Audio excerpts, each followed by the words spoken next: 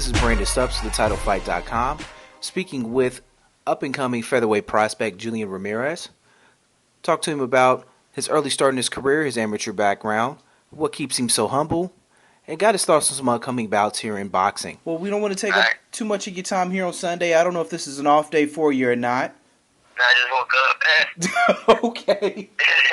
Well, I'm Central Time, so I'm a couple hours ahead. I've actually been up here watching the Laker game, so I can understand you want to sleep late, but because it won't take up too much of your time, so you can get your day going. Right now, you're on the fast track right now. You're right now 7-0. You're young. You're 19. You make me feel old. You're, up and coming. With you being 19 and having the early success you've had, how do you handle that? I mean, how does that working out for you here so far in your career? I don't look at it like, I'm moving on fast, right? I just look at it like I'm just working, little by little I'm going up, I'm coming up, and kind of the amateurs, just fighting, the amateurs I was fighting almost every week, and every weekend, and right now I'm fighting pretty much like almost every month. And I don't know, it's just whatever, it's like, I'm just fighting and that's it. I'm doing pretty good and I'm just moving up, I guess. I don't pay attention to like, he's doing this, he's doing that. Like, I just do my job and that's it. Well, you did have a very stellar career as an amateur. You went 73-5. You won some junior Olympic medalists and some Mexican game medalists. With turning pro, I know you went to turn pro a little bit earlier than what you did. What did you find to be the most frustrating part about being an amateur boxer? The point system. If I hit the body, or I could beat the crap out of somebody and have them knocked out, like have them hurt. And if I don't hit the head, like if I don't score points to the head, I'll still lose. Like that was like something that a lot of people didn't like, and I don't know. I hated that. Like sometimes I would beat someone up bad and I would win by a couple points. It wouldn't make sense, I would literally have the guy ready to go down and I would win by like a point or two, and I just didn't like it. Do you think that's something for amateur boxing that they maybe need to change that point system and to make it a little bit more of an open style like it is for pros, and maybe make it a little bit easier for guys to transition from amateur into the pros? Yeah, I think so, and I don't know. It just I don't know. There's a lot of favorites in amateur boxing, and I think if you're a favorite, you're gonna win most of the time. Like, it's like any sport. There's favorites, but I think that's why we had like a bad what's it called, Olympic team this year. It's just pure favorites. Like they should have been fighters that should have won and didn't win. And I don't know. There's a lot of favorites. Now, here recently, I know you've worked a lot there in the Los Angeles area. You've even traveled over to England and have done some sparring with some vets and some seasoned champions. What do you think is the biggest takeaway you get from training and sparring with those seasoned and veteran fighters? Well, they show me a lot of different techniques, and they push me. Like I could spar with little kids, like. I could spar like 12 rounds, and it won't get me tired. But sparring with these guys, we go all out, so it just pushes me to another level. We could do 6 rounds, and it'll feel like, I just sparred 20 rounds. Like I could spar 3 rounds, and it'll feel a lot more than what it really is. But it's because we really go at it. But I practice different stuff, and it's always better to work with somebody that has more skill. Now, I know you grew up as an Oscar De La Hoya fan, and now you're underneath the Golden Boy promotion. What does that mean to you, being a part of something like Golden Boy and having someone like Oscar in your corner and behind your career? I'm just lucky. I don't know.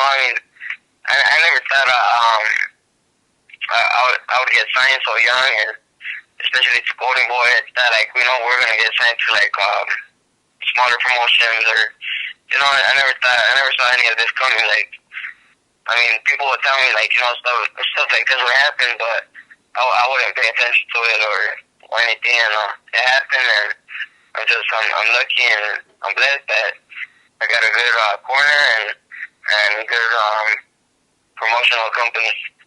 Now, has Oscar ever really given you any kind of words of encouragement or things to maybe look out for in your career or things you maybe should do since he's been through some of the things you're going through now early in your career? Well, my manager is his brother, so like before the weigh-ins or before like I go stuck in the press conference, he talks to me. And I mean, we don't really talk about boxing or anything like that. He's just a cool person to talk to. Like, yeah. And speaking of your manager, Joel De La Hoya, he said kind of going into this year he wanted to kind of get you maybe 5 fights or so. You've already had 2 this year, so I mean, is that something that's is the 5 still the number? Or are you guys gonna look to be more active than the 5? What is the kind of the map out of the plan here for the rest of 2013? I'm fighting in March 16th. March 16th in Cancun on Televisa, and I'm gonna come out on Fox Deportes. So they're trying to get me open up to that side, to Mexico, and I'm not sure. I mean, after that, they just want to keep me fighting, but I don't know. I don't know how many fights I'm gonna have this year, or I don't know how it's gonna work. I just stay ready. So you say March 16th you'll be back in the ring. It's going to be on Fox Deportes as well. Okay, right on. Speaking of like fights going on, here at TheTitleFight.com, we like to get fighters' opinions on other things going on here in the industry. The matchup that was pretty much announced this week that we kind of already knew, Mayweather versus Guerrero. With something like that, how do you think that's going to play out? Well, I think Mayweather took I want to say easy fight because I don't want to dog, Robert, but I think it's an easy fight for him. I don't think that's his weight class, and I don't know. I mean, I don't like that Robert's talking a lot of trash right now because Mayweather's not talking trash, but hopefully Robert wins because I mean he's Mexican and. I know when the pay-per-view fight happens and we have cousins at the house and everything, we gotta go for him, but I don't know. I think Mayweather's gonna chop him up in pieces. Okay, and another fight that's gonna be on that same card on May 4th is someone that they kind of compare you to in Sal Canelo Alvarez versus Austin Trout. Now, how do you see something like that one playing out? Well, Trout, he beat Canelo and he looked really good. I mean, he beat Cotto and he looked really good. And I don't know, Canelo, I don't know, it's a big test for him. I don't know if he could do it or not. I mean, he has a big chance, but Trout has a big chance too. That's an even fight. It could go either way. I'm not gonna be Trout's gonna win or Canelo's gonna win because that fight could go either way. I think somebody's gonna get knocked out in that fight. Okay. I think a lot of people are kind of looking at it as kind of being a push fight, with that being maybe the toughest competition Alvarez has faced to this point, and Trout, this is going to be his grandest stage to this point, besides him winning the title against Cotto. Just got a few more questions for you here. One thing that we noticed about you at TheTitleFight.com is how humble and how much humility you have as a person. Where do you think that comes from? Is that from maybe more towards your family, or is it just something, an attitude you got to have here in the sport of boxing? That's just with my family. We don't overlook anybody, or we don't. If someone messed up and say a homeless person messed up, stuff happens. I look at stuff I don't want to say in a bad way, how can I say poop happens, I don't want to say this word, but stuff happens. Everything happens and for a reason, and I don't look at people different. I mean, I think everybody's equal, and another thing, I don't think a person should wish bad on anybody else, because I was taught that if you wish bad on someone else, you will never be as good as them. So, I mean, I just go with the flow, and I don't wish bad on anybody or hate on anybody. You know. Okay. Well, that's something that's definitely different from someone, at your age. You turn 20 here about a month from now, here on March 23rd. Now, with you being so young and you've been focused on boxing for a majority of your life, do you ever feel like you might have missed out on some things that other guys your age were out doing? Do you feel like you've missed out on anything in life here to this point? No, I mean, boxing has never been like, they've never pressured me or anything. Like, I mean, I still play soccer. I still play basketball when I want. I still go out, like, to the movies. I do everything I want. During high school, I took, a couple months off, like, for boxing to play other sports. And, it was never like, oh, die hard, boxing. But, it's my job now, so, of course, I take it serious, more serious. And, no, but I mean, I still play soccer and still go out and have fun, with friends, but, I mean, just not crazy stuff, like, I was never into partying or anything like that, so that doesn't harm me. Okay. Now, the last question is something I ask everybody I interview.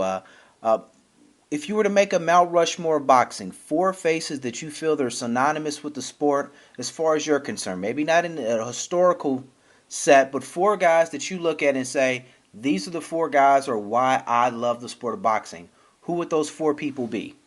Like right now, that are going to be the next, legend, Just 4 people that you either look up to now or in the past, or just 4 people when you say, these are the people or why I love the sport of boxing.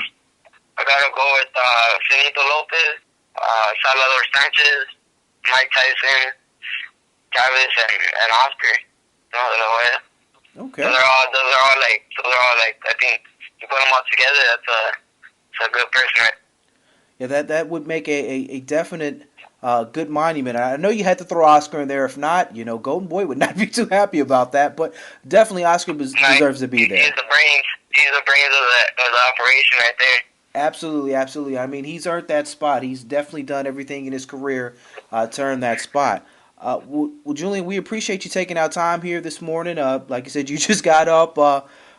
Definitely we look forward to seeing more from you here at TheTitleFight.com. We're definitely going to be keeping our eyes peeled here on March 16th to see you back in the ring. Best of luck, and again, thank you for taking our time with us here today. Hey, no problem, anytime. All right, man. You take it easy. Thanks.